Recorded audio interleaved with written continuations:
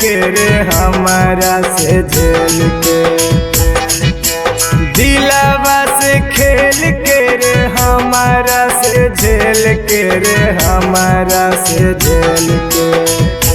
दिलवा तोड़ दिल रे भाई हैप्पी न्यू ईयर बोल के, दिलवा तोड़ दिल रे भाई हैप्पी न्यू ईयर बोल के। दिलवा से खेल के रे हमारा से झेल के रे हमारा से झेल के। दिलवा तोड़ दिल रे भाई हैप्पी न्यू ईयर बोल के, दिलवा तोड़ दिल रे भाई हैप्पी न्यू ईयर बोल के।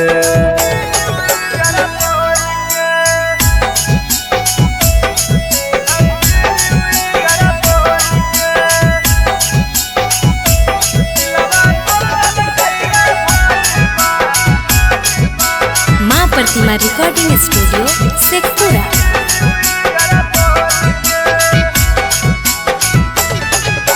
सब दिन खिलल गई भैया नई के साल में रोबैला के, साटो है नहीं छौड़ी भैया दूरे से भागैला के।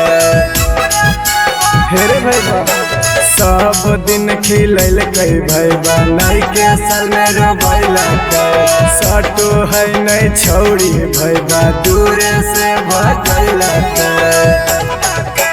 दिलवा से खेल के रे हमारा से झेल के रे हमारा से झेल के। दिलवा तोड़ दिल रे भाई हैप्पी न्यू ईयर बोल के, दिलवा तोड़ दिल रे भाई हैप्पी न्यू ईयर बोल के।